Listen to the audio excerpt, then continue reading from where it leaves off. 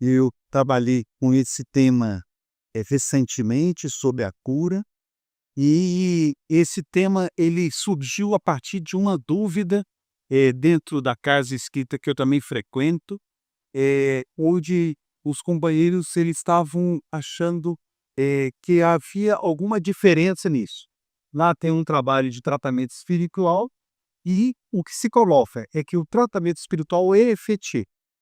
Então, assim, com o tratamento espiritual há uma cura. E há uma dúvida de um outro grupo que estava lá na casa de que nós atuamos para tratar as doenças, mas na verdade a cura é do espírito. Não há uma cura só da pessoa de fora, daquele que é passista, do tratamento espiritual. Há necessariamente uma transformação do espírito. Se não houver uma transformação do espírito, não há uma cura verdadeira. Onde que é a verdade nisso?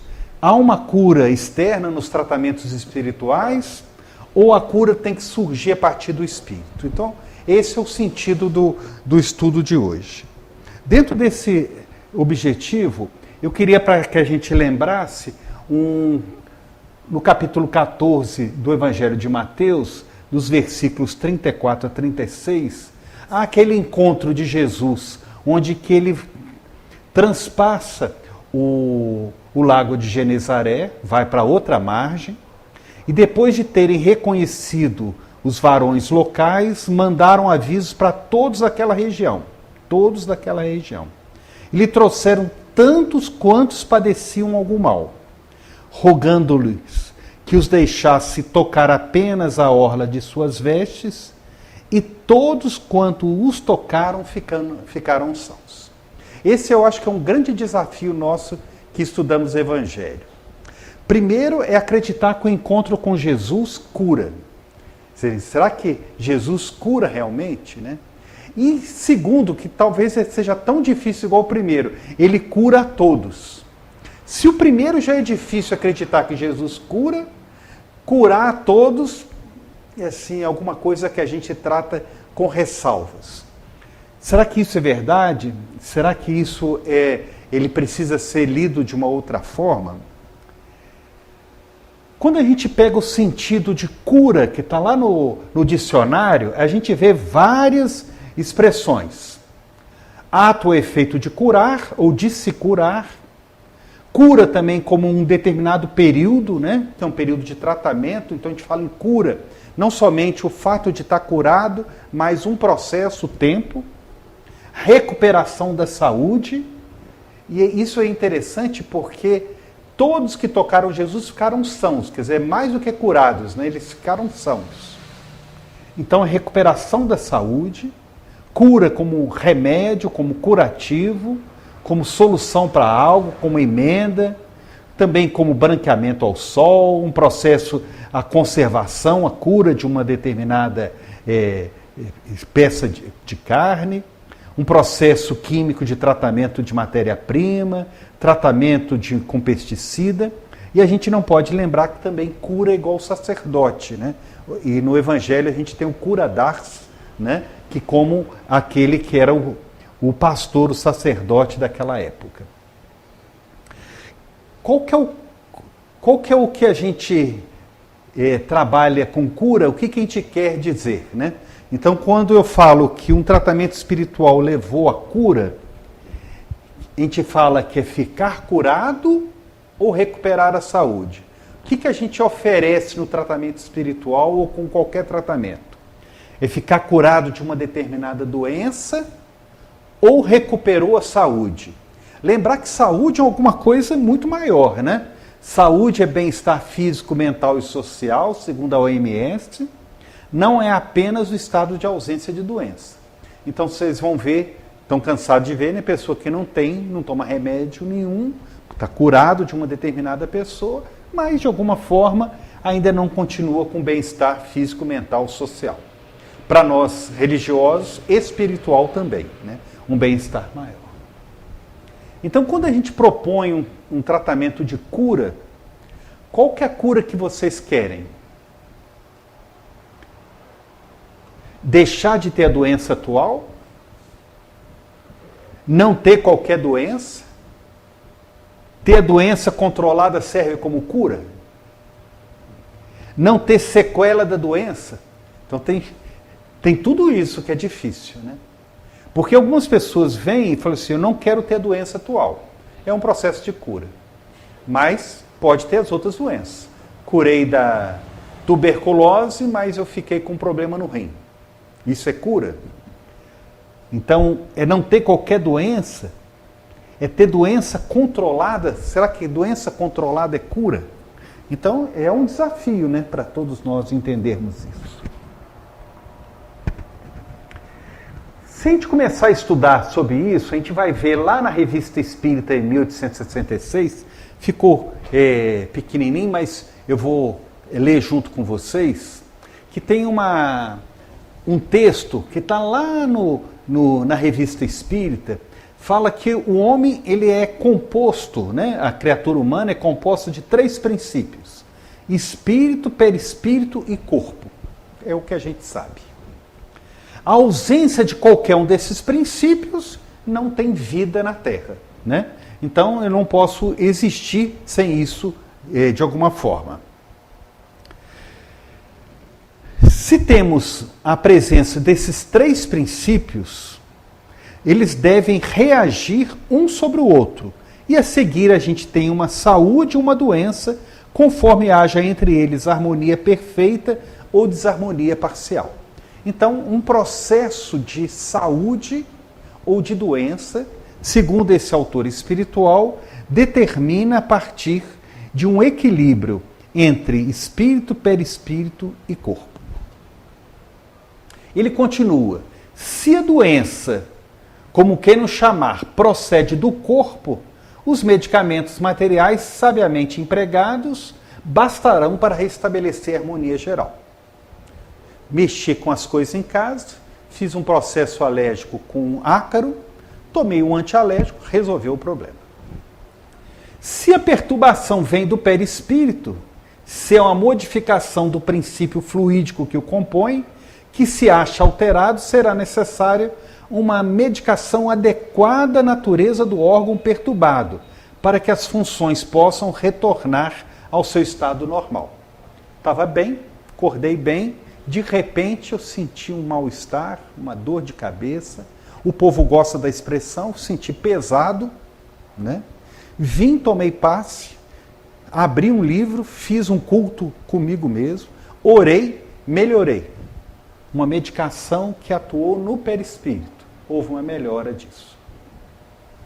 Se a doença procede do espírito, a gente não pode, então, combatê-la com outra coisa senão uma medicação espiritual.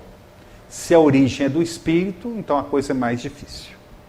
Se, enfim, como é o caso mais geral, e podemos mesmo dizer o caso que se apresenta exclusivamente, se a doença procede do corpo, do perispírito e do espírito, será preciso, então, que a medicação combata simultaneamente todas as causas da desordem pelos meios diversos para que a gente possa obter a cura. Então, quando a gente começa a estudar a cura espiritual lá de Jesus, ou a cura espiritual da casa, que a gente procede e a gente faz um tratamento espiritual e melhora, é de alguma forma alguma coisa que interfere ou só no perispírito, ou atua no corpo, perispírito e espírito, através de uma ação diversa dentro desse quadro. Ele ainda fala: o que fazem os médicos? Cuidam do corpo e o curam, mas curam a doença? Não, porque sendo o perispírito um princípio superior à matéria, poderá tornar-se a causa em relação a essa. Se forem travados os órgãos materiais que se acham, com eles serão igualmente atingidos na sua vitalidade. Cuidando do corpo, destruir o efeito, mas reside a causa no perispírito. A doença voltará novamente quando cessarem os cuidados, até que se perceba que é preciso levar alhures à atenção, cuidando fluidicamente o princípio fluídico mórbido. Se a doença, enfim, procede da mente, do espírito, o perispírito e o corpo, postos sob sua dependência, serão entravados em suas funções. E não é cuidando nem de um nem de outro que se fará desaparecer a causa. Então vai precisar que a gente interfira também no perispírito e no espírito. Então a gente não veste a camisa de um louco, a camisa de força de um louco, ou lhe dando pílulas ou duchas. Nós estamos na época lá do século XIX, que usava ducha para alteração psiquiátrica, que conseguirão restituir o estado normal. Isso é só o externo. Apenas acalmarão os sentidos.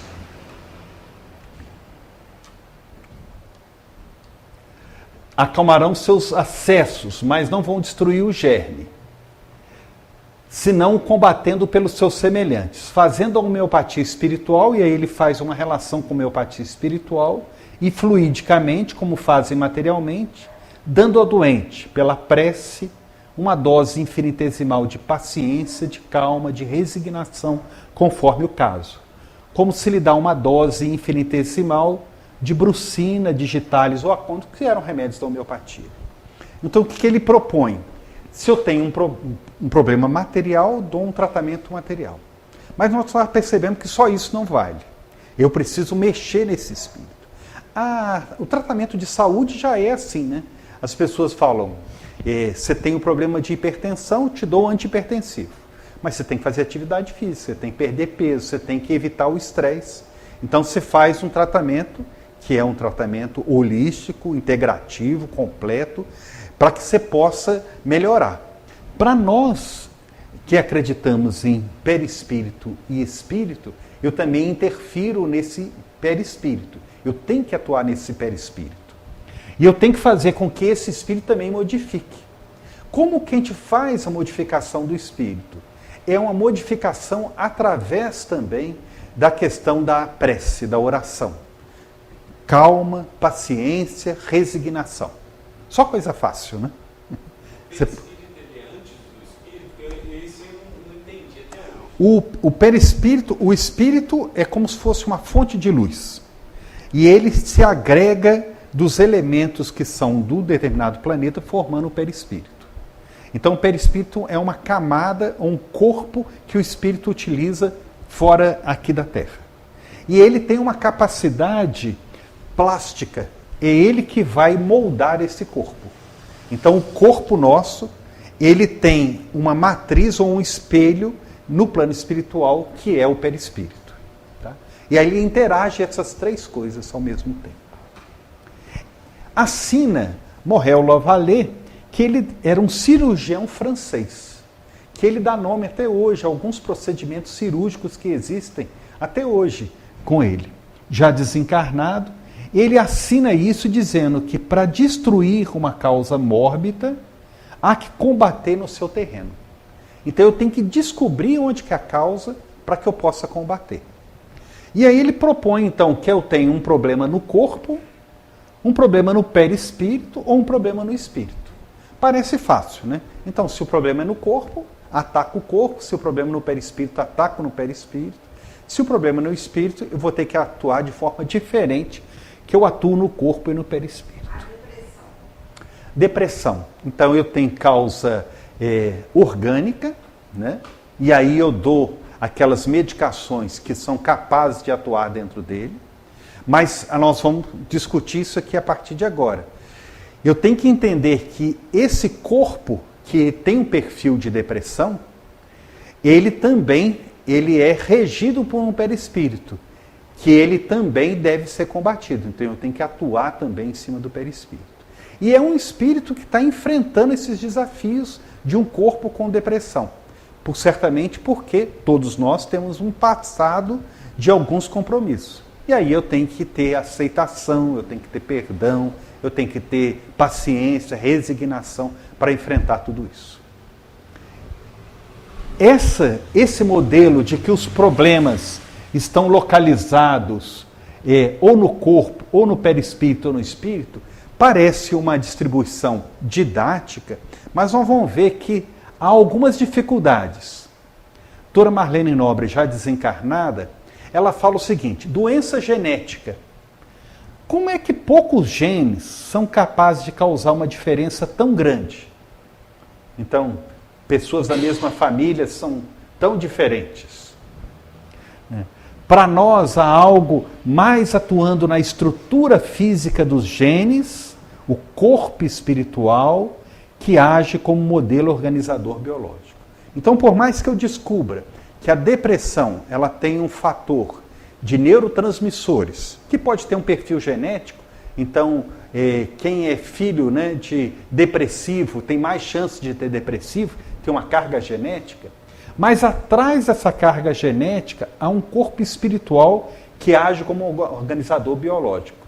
Então, quem tem um corpo com uma determinada doença, certamente tem um perispírito também comprometido.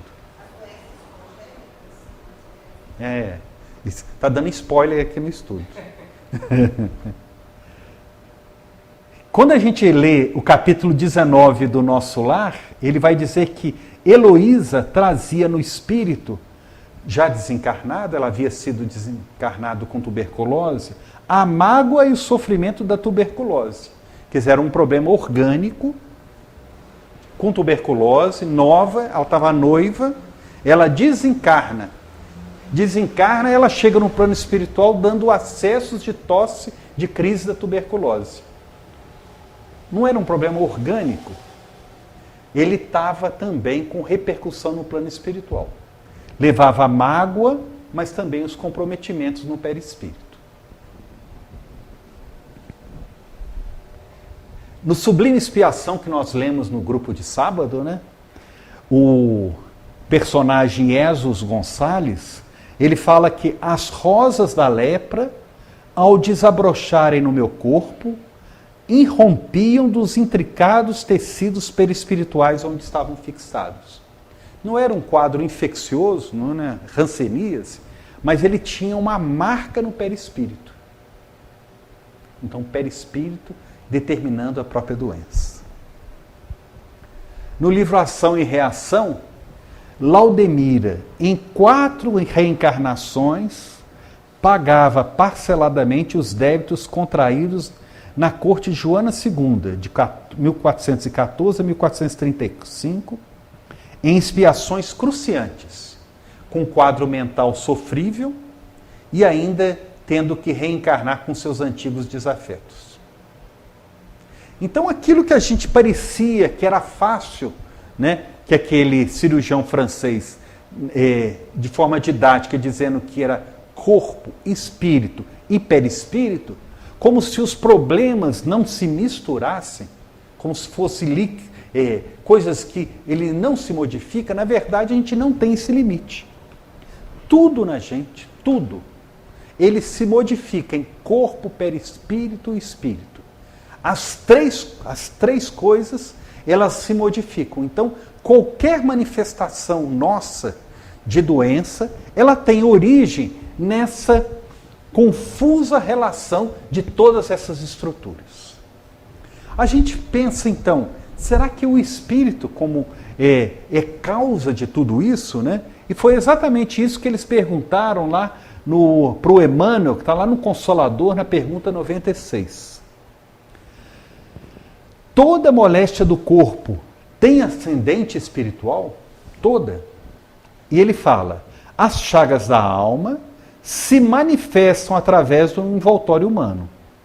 O corpo doente reflete o panorama interior do espírito enfermo. A patogenia, quer dizer, a doença, é um conjunto de inferioridades do aparelho psíquico. É ainda na alma que reside a fonte primária de todos os recursos medicamentosos definitivos. Então, há algum sentido quando aquelas pessoas falam assim, que a cura tem que ser íntima. É verdade, a cura também tem que ser íntima. Mas, embora haja uma ação externa, a cura tem que ser íntima. A assistência farmacêutica do mundo não pode remover as causas transcendentes do caráter mórbido dos indivíduos. Quantas pessoas que a gente conhece, né, que estão bem, ao mesmo tempo elas não estão mentalmente bem, ainda se sentem doentes. E outras que estão adoentadas, que são exemplos para a gente, né? O remédio eficaz está na ação do próprio espírito enfermiço. Podeis objetar que as injeções, os comprimidos, suprimem a dor, todavia o mal ressurgirá mais tarde nas células do corpo. indagareis aflitos quanto às moléstias incuráveis pela ciência da terra, e eu vos direi que a reencarnação em si mesma, nas circunstâncias do mundo envelhecido, nos abusos, já representa uma estação de tratamento de cura de enfermidades da alma, tão persistentes que podem reclamar várias encarnações. Eu acho bacana isso porque aquele sentido originário do dicionário de cura, de tempo, de curar uma coisa, dar tempo para aquilo amadurecer, ele encaixa bem dentro disso, sabe? Às vezes a encarnação é tempo de cura, quer dizer, um tempo que demora para a gente identificar em relação a isso. E aí a dúvida, né, que você falou e que a gente pensa, né, será que o espírito é causa de tudo? De doença, como diz o Emmanuel lá no Consolador, de causa genética, doença que acontece ao longo da vida, doença evolutiva, a pessoa é normal e de repente acontece uma coisa. De doença infecciosa, como diz lá no livro, né, do Jesus Gonçalves, de traumas, de acidentes, será que o espírito é causa dentro disso? Olha o que a gente achou, né? O Décio Iandoli Júnior, ele fala que o espírito contém um genótipo espiritual, ou seja, ele tem uma matriz que coordena geneticamente, impresso no seu perispírito e determinado pelo seu grau de desenvolvimento, dificuldades e conquistas no campo moral. Isso certamente estará influenciando o seu corpo físico, segundo lei de causa e efeito. Então, as causas genéticas elas identificam que esse espírito precisa passar por essa encarnação. E ele plasma nesse corpo esse determinado. Então, todas as causas genéticas, para nós espíritas, ele fala com que esse espírito, de alguma forma, através do seu perispírito, ele impressiona esse corpo para que ele tenha determinada doença. Todas as vezes que a gente vê uma criança com síndrome de Down, eu tenho certeza de que não é um espírito com Down. Não é isso? Mas que ele, de alguma forma, precisa ter um corpo com síndrome de Down para cura, naquele sentido de tempo de cura, para que ele possa, nessa encarnação, estar cumprindo os seus desafios de acordo com o seu próprio passado. E está acontecendo no caso de autistas, né?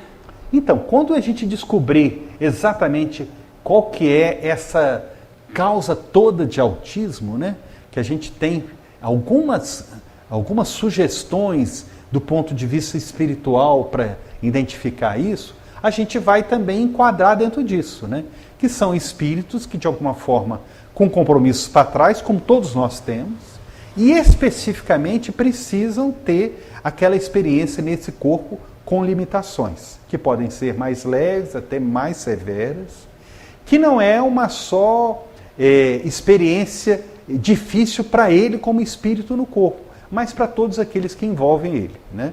Então envolve a família principalmente, né?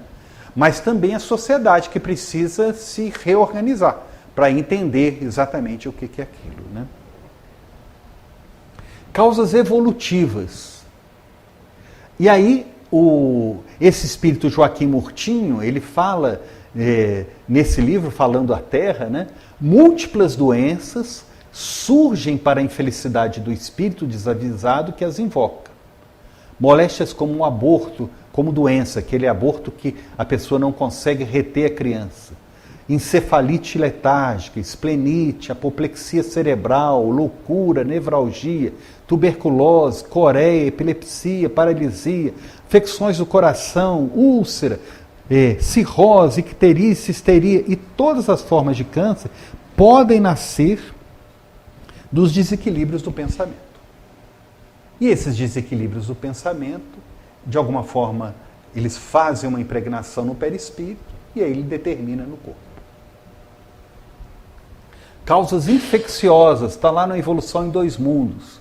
O André Luiz ele vai dizer que, tirando os quadros pelo qual falta de higiene, as depressões criadas em nós mesmos, nos domínios do abuso de nossas forças, seja adulterando as trocas vitais do cosmo orgânico pela rendição ao desequilíbrio, seja estabelecendo perturbação e prejuízo de outro, plasma no tecido fisiopsicossomático que nos constitui o veículo da expressão determinados campos de ruptura da harmonia celular.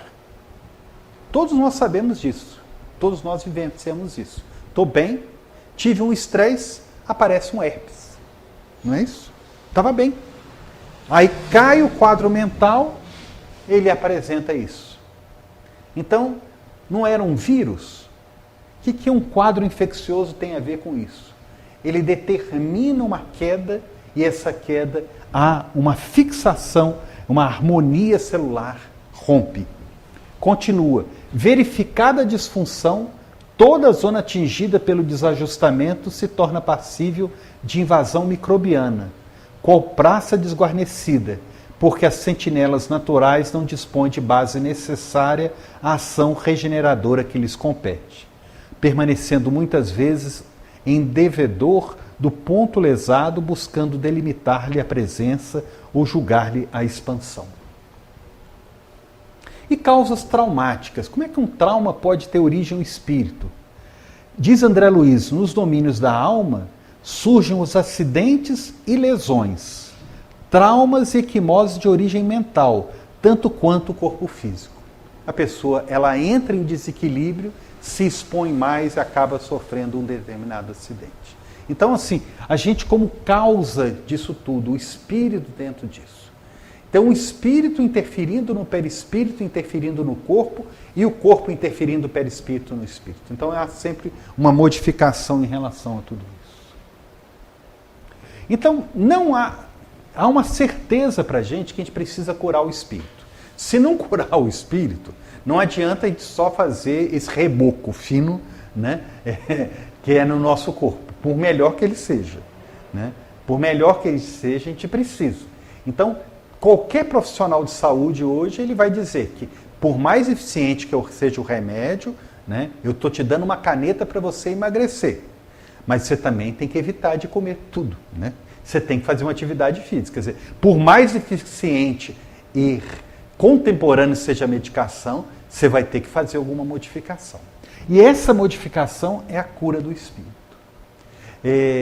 Eu conversei com os companheiros antes, né, sobre uma palestra que está na atividade espírita do professor Pacini, e é muito interessante que ele fala sobre o perdão, e o Pacini ele dá um testemunho. Ele falou assim, vou dar um testemunho, eu posso dar porque eu já tenho idade, ele já com mais de 90 anos fazendo a palestra, ele falando de que ele nasceu numa casa espírita, que tinha reuniões mediúnicas na casa espírita, mas ele nunca foi chegado ao evangelho.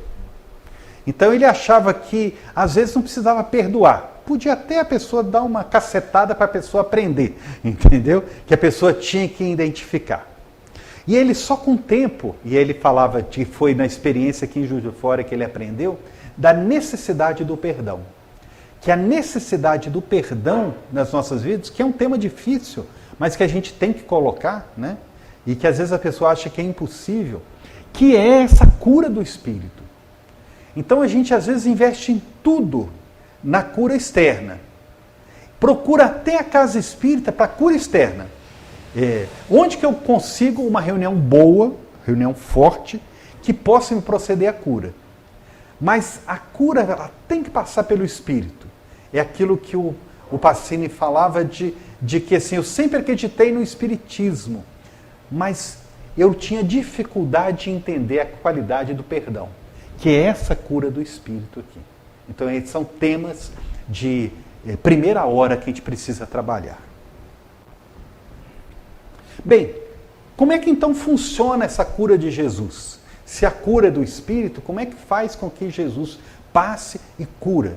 Como é que faz com que tantos médiuns, e a gente tem médium no país inteiro de todas as épocas, que tinham a possibilidade de cura. Eles encostavam a mão e curavam. Né?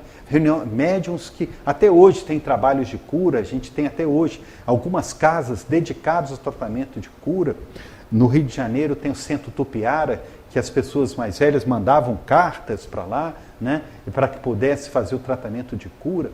Você vê que tem algumas religiões que trabalham com algumas possibilidades de dom de cura, né? O Renato, que é mais ligado do que eu, né? Quer dizer, a fundadora da Igreja Quadrangular, uma missionária americana, tinha o dom da cura, que era uma das qualidades dela, que era o dom de cura. Quer dizer, você vê que ela não é uma coisa restrita a um quadro religioso, é uma coisa que está presente. Como é que isso acontece? Aí a gente vai ver lá na Gênesis, quando ele vai trabalhar os milagres do Evangelho, ele diz aquilo que nós já percebemos, de todos os fatos que dão testemunho do poder de Jesus, os mais numerosos não há que contestar as curas. Então, você vê que aquilo que era mais importante da tarefa de Jesus, que foram os atos mais extraordinários, foram as curas. E lá em Mateus 11 a gente vê isso. Quando aqueles que são enviados por João Batista querem certificar que se Jesus era realmente o enviado, Jesus diz: voltem e contem a João Batista os milagres que viram fazer, os cegos que curei, os coxos que agora andam, os leprosos sarados, os surdos que ouvem, os mortos que voltaram à vida. Então você vê que ele não era pouca coisa. E falem a minha pregação das boas novas do Evangelho aos pobres.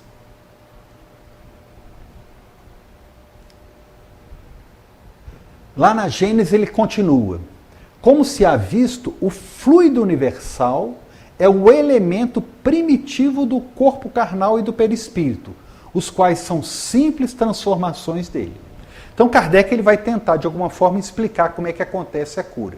A cura vai ser através do fluido, o mesmo elemento que circula no perispírito, que circula entre as pessoas, é o que determina esse quadro de cura. Pela identidade da sua natureza, esse fluido condensado do perispírito pode fornecer princípios reparadores ao corpo. O espírito encarnado ou desencarnado é o agente propulsor. Infiltra num corpo deteriorado uma parte da substância do seu envoltório fluídico. A cura se opera mediante a substituição de uma molécula malsã por uma molécula sadia. Por causa da fluidoterapia? Fluidoterapia. Então, uma das causas da fluidoterapia, uma delas, é substituição do fluido doente por um fluido sadio. Então, você faz o trabalho de passe, e o trabalho de passe vai ser identificado a isso. E a fluidoterapia, uma vez eu fiz ele do Bezerra. Sim. Acho que foram 2 semanas. Aí a pessoa que estava me orientando lá, aí ela falou: olha, caso você queira voltar a frequentar, não tem problema, o seu aqui você já está liberado. Sim. Como ele é um processo contínuo, então a gente entende que às vezes o tratamento é por pouco tempo, mas da mesma forma eu alimento e retroalimento esse quadro. Então é possível que eu saia melhor e depois eu possa me contaminar novamente.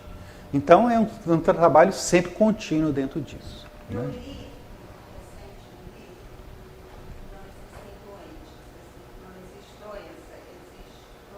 Uhum. Esse que é o grande desafio. Na verdade, o que quer dizer que esse espírito é causa desse processo de doença. A doença sempre ela vai existir, mas assim, você pode, de alguma forma, se comprometer com aquilo, ou você toma as rédeas disso. Né? Aquelas representações orientais onde tinha o animal, a carroça e o cocheiro. Né? Quem que está comandando? É o animal que comanda ou é o cocheiro que manda? Ou é a carroça que manda nessa condução disso? Algumas vezes a gente fica completamente modificado. Mulheres, por exemplo, pós-menopausa. Quer dizer, há uma baixa hormonal e uma modificação por completo. O animal, o corpo está modificado. Se você se deixar se envolver, você se contamina dentro daquilo. Se você percebe aquilo, toma a rédea daquilo, você identifica. Seu corpo adoeceu por uma determinada doença. Eu posso me sentir arrasado, me sentir a pior das pessoas por estar doente, aí eu me acabo e me definho junto com ele. Então eu tenho que assumir sempre esse papel do cocheiro daquele que toma as rédeas dentro disso.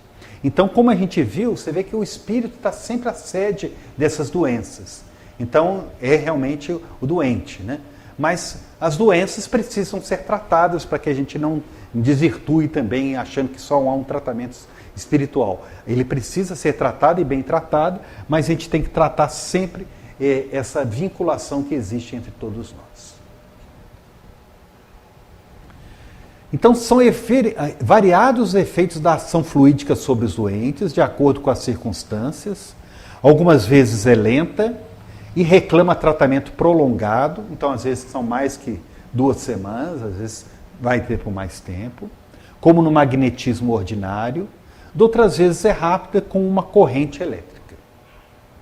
Há pessoas dotadas de tal poder que operam curas instantâneas em alguns doentes, por meio apenas da imposição das mãos, ou até exclusivamente por ato da vontade. Ordene que o meu servo seja curado, ele será curado. Né? Esse foi o exemplo de fé raciocinada do Evangelho. Né? Aquele centurião que pede para que Jesus ordene que o servo dele seja curado. Né? Então, às vezes a gente acredita nisso. Né? Às vezes. Né? Nem sempre a gente está com essa fé em dia. Né?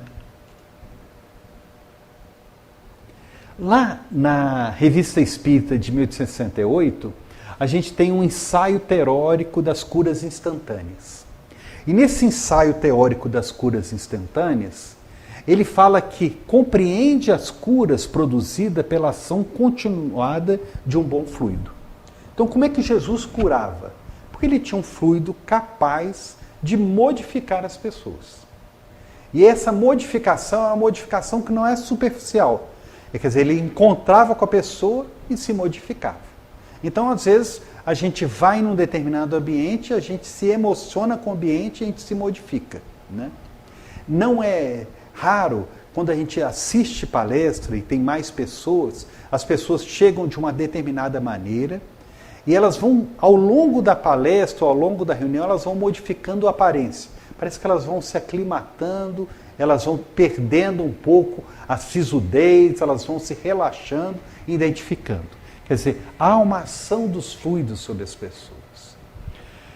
E o que acontecia com Jesus, que só a presença dele já fazia esse efeito. Né? Dá-se o mesmo com o fluido curador. É um agente terapêutico cujas qualidades variam conforme o temperamento físico e moral dos indivíduos que o transmitem. A cura depende, em princípio, da adequação das qualidades do fluido à causa do mal. Então, dependendo da causa, da qualidade do fluido, a causa do mal.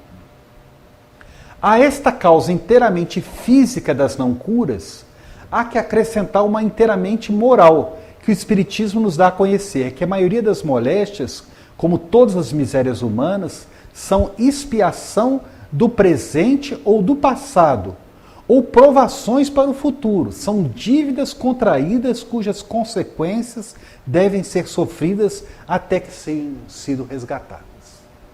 Quando a gente vê um caso com uma criança com Down, ou com autismo mais grave, a gente percebe de que tem ali um espírito que precisa estar experimentando uma coisa. Agora, nas outras coisas ordinárias do dia a dia, nem sempre a gente pensa sobre isso. A gente não pensa que a gente está, de alguma forma, para sofrer aquele determinado processo de doença. Esse processo de doença faz parte da nossa cura como aquele processo mais longo, não como um efeito imediato. Então, a doença faz parte da nossa cura de espírito. Não pode ser curado aquele que deve suportar a sua provação até o fim. Então, a cura é a provação. Então, às vezes eu vou ter que lidar com um quadro de depressão por muito tempo. É dia a dia. Eu vou ter que fazer atividade física, é muita oração, é culto todo dia, é frequência à casa espírita, é fazer as atividades no grupo terapêutico, tudo. Porque isso faz parte do meu processo. Como é também para o hipertenso, para o diabético, para as outras coisas também. Esse princípio é um motivo de resignação para o doente, mas não deve ser uma escusa para que o médico procurasse sem necessidade. Certas doenças têm sua causa original na alteração mesma do tecido orgânico, é a única. Na cura das moléstias dessa natureza, há uma substituição das moléculas orgânicas mórbidas por moléculas sadias, admitida pela ciência até hoje. A substância fluídica produz um efeito análogo ao da substância medicamentosa. Então, o passe, a atuação espiritual, a imposição de mãos, o processo de cura como dom, ele faz como isso, uma substância medicamentosa. Sendo maior a sua penetração em razão da tunidade dos princípios constitutivos, age diretamente sobre as moléculas do organismo, que podem fazer as moléculas mais grosseiras da substância material.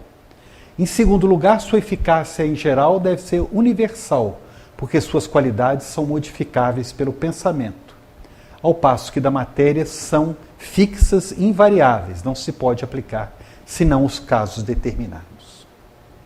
Certas afecções muito graves e passadas ao estado crônico não têm como causa a primeira alteração de molécula, mas a presença de um mau fluido que as desagrega, por assim dizer, e perturba sua economia. Uma obsessão, por exemplo. Então, eu tenho um problema orgânico, que pode ser uma alteração fluídica de funcionamento da célula, mas eu também posso ter uma influência espiritual, que esse é uma presença de um mau fluido. Então, nesse caso, devido aos fluidos perniciosos, então, para obter a cura, não são moléculas deterioradas que devem ser substituídas, mas um corpo estranho que deve expulsar. Desaparecida a causa do mal, o equilíbrio se restabelece e as funções retornam ao seu curso. No caso da depressão, pode ser um espírito obsessor? Pode ser um espírito obsessor. Agora, todos nós que estudamos espiritismo, a gente vai sempre repetir de que obsessão existe em todos os casos. Então é difícil determinar o que é uma coisa e o que não é isso. Agora, se eu estou fragilizado por um quadro depressivo, se eu estou numa monoideia, se eu não abro possibilidades para nenhum tipo de tratamento, penso em doença, penso em suicídio, qual que é o alerta que eu ligo para os espíritos perturbados e perturbadores que tem aos montes? É aqueles assim, eu sintonizo com eles. Se eles não são causa, eles são copartícipes desse processo. Então, quase que a gente diz que em todos os casos vai ter uma obsessão, por causa dessa ligação espiritual, involuntária, às vezes voluntária. Assim, a medicina ordinária é inoperante em todas as doenças causadas por fluidos viciados, que elas são numerosas. É preciso ter uma interferência espiritual em relação a isso. Então, nós consideramos os dois pontos extremos, mas muitas nuances. Isso é uma multidão de casos. É necessário, ao mesmo tempo, expulsar e reparar. Conforme aquelas das duas causas que predominam, a cura vai ser mais ou menos lenta. Se for a do mau fluido, após a expulsão, é preciso a reparação. Se for desordem orgânica, após a reparação, é necessária a expulsão. A cura só é completa após a destruição das duas causas. Exatamente. É isso aí. E isso tem que, de alguma forma, fazer parte do nosso caminho. A gente entender isso, acolher isso, porque ao longo dos passos, né, são muito difíceis. Eu vi a biografia, acho que do autor do Memórias de um Suicida, quando encarnado, o Cândido Botelho, né, que era o poeta português quando encarnado. Era uma vida extremamente difícil, várias coisas, vários relacionamentos, várias ações de tentativa de suicídio, destruição de lares, a perturbação. Então, como é que você recupera um indivíduo desse? Como é que acontece a virada de chave do indivíduo desse? Não é uma tarefa fácil.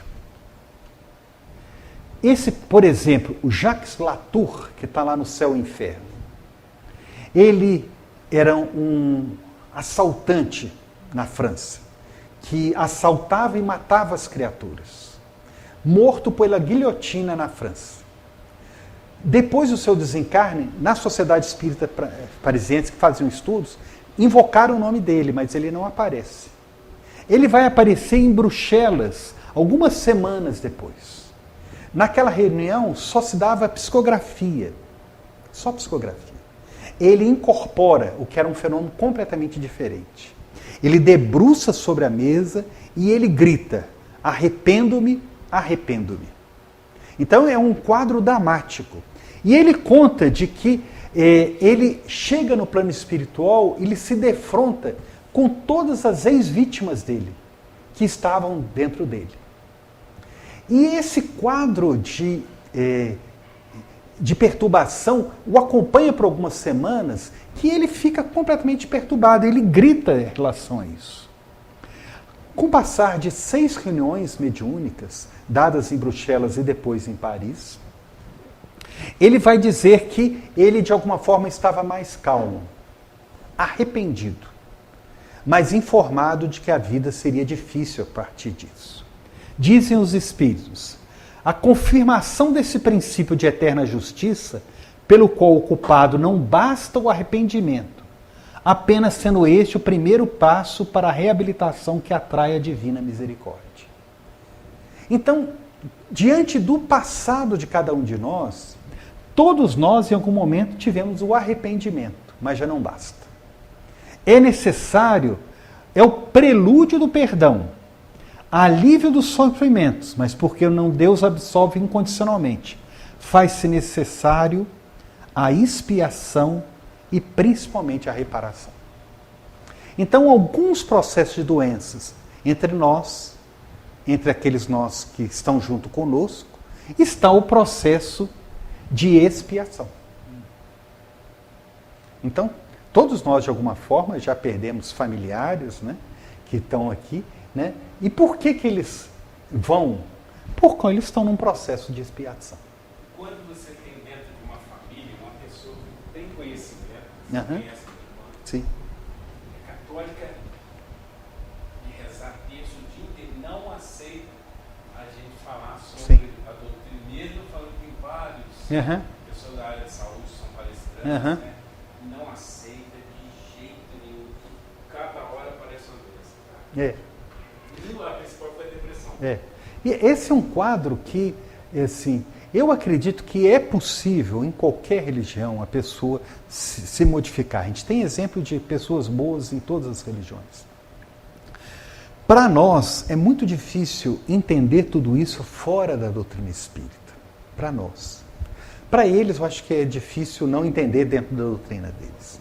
Mas a pessoa precisa, de alguma forma, encontrar um mecanismo de sair da doença. Eu acho que são mecanismos assim, como se tivesse algumas pegas para que as pessoas possam sair. A gente fala sempre com quadro desses quadros de sofrimento que a pessoa precisa se dedicar a alguma coisa fora. Sair de casa, por exemplo, que a primeira coisa é ficar dentro de casa. Né? Você tem que sair de casa. Grupos terapêuticos, fazer a tarefa assistencial, encontrar com outras pessoas. É uma tarefa difícil, né? Não é uma tarefa fácil mesmo, não. Eu falei sobre mediunidade com ela. Ela sendo da área de saúde, ela tem condições de trabalhar nesses grupos da igreja. Tudo. Isso. E hoje você tem esses grupos de práticas integrativas e complementares, né? Meu filho está agora na psiquiatria da USP, na psiquiatria da USP, ele tem um grupo de práticas integrativas. Tem imposição de mãos, normalmente feito por enfermeiras, grupo de reiki, grupos de acupuntura, grupos de conversas terapêuticas. Fora a capelania religiosa dentro das coisas. Tudo isso para tirar a pessoa um pouco disso. Porque além do arrependimento, nós precisamos entender que nós estamos num processo de expiação e de reparação. Então, é possível cura externa? É possível cura externa. Mas nós acreditamos que a cura nasce a partir do próprio espírito, da transformação do próprio espírito. Quero terminar com o Emmanuel, quando ele fala no livro do mesmo nome, né, que ele fala o seguinte, que a cura própria cura a catarata e a conjuntivite, mas corrige a visão espiritual de teus olhos. Defende-te contra a surdez, entretanto retifica o mundo de registrar as vozes e solicitações variadas que te procuram. Medica a arritmia, a dispneia, mas não entregues o coração à impulsividade arrasadora. Combate a neurastenia, o esgotamento, mas cuida de registrar as emoções e tendências. Persegue a gastralgia, mas educa os teus apetites à mesa. Melhore as condições do sangue, mas não sobrecarregue com os resíduos do prazeres infelizes. Guerreia a hepatite, entretanto livra o fígado dos excessos que te comprazes. Remove os perigos da uremia, não sufoque os rins com os venenos das taças brilhantes. Desloca o reumatismo dos membros, reparando, porém, que fazes com teus pés, braços e mãos. Sana os desacertos cerebrais que te ameaçam. Todavia, aprende a guardar a mente no idealismo superior e nos atos nobres. Consagra-te à própria cura. Então, a questão nossa, cura do espírito.